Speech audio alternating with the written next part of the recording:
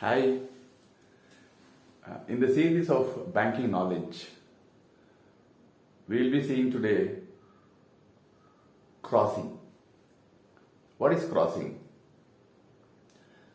On a check, on the face of the check, in the left hand top corner, if you see, there will be normally two lines, two parallel transverse lines, slightly tilted.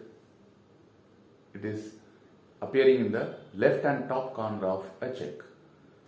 Sometimes you can see that in the middle of the check also, where words and figures and signature column will not have any disturbance in that. So what are the types of crossing generally in banks, and how does it impact the nature of the check? So this is what we are going to see.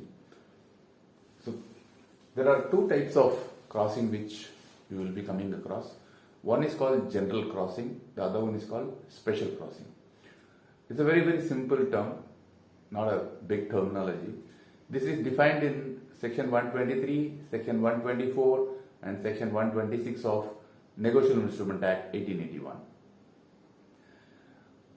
It gives more protection to the check for the payment, and if the check is crossed either generally or specially, it can be paid only through a bank account.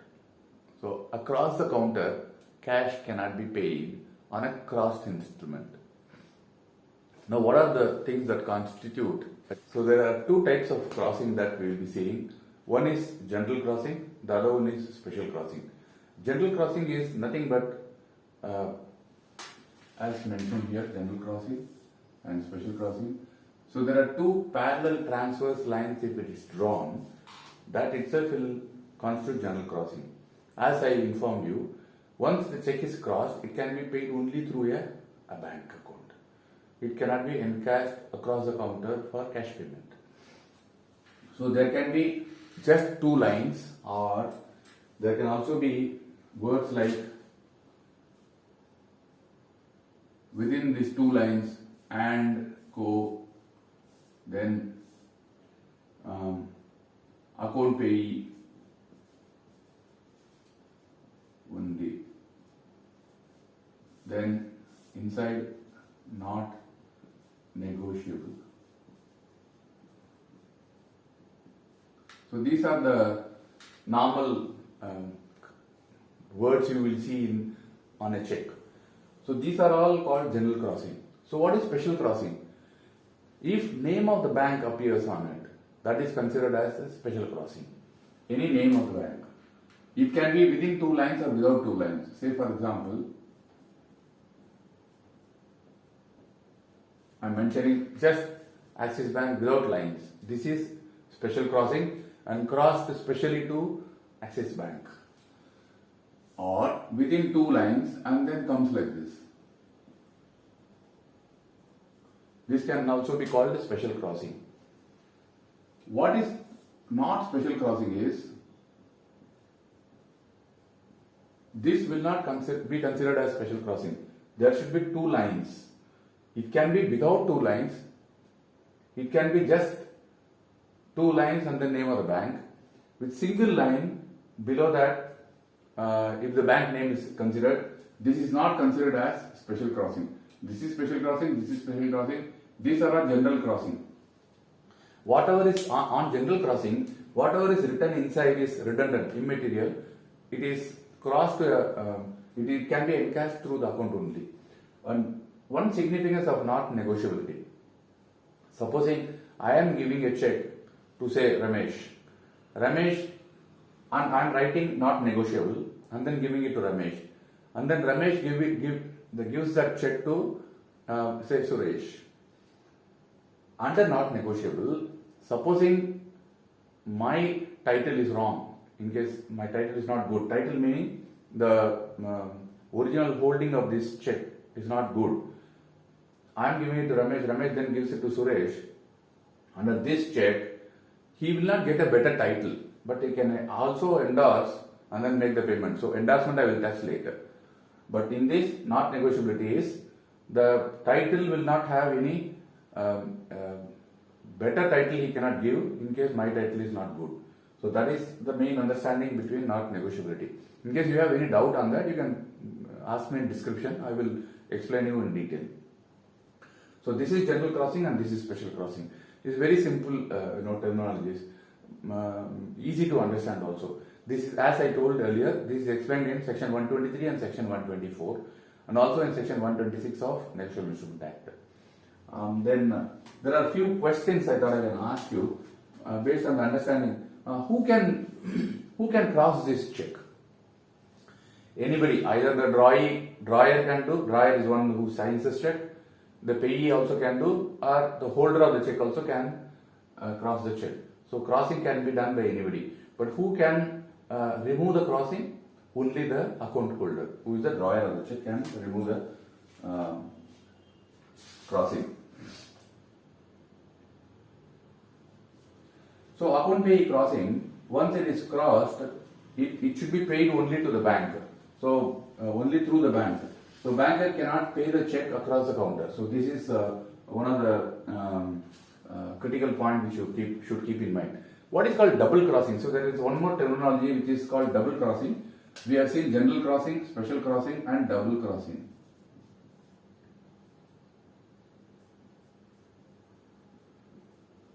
Here there will be, supposing Axis Bank,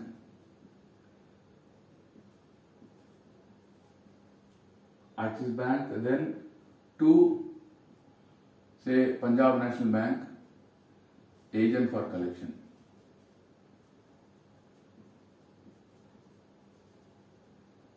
So this is called double crossing, where names of two banks will be given.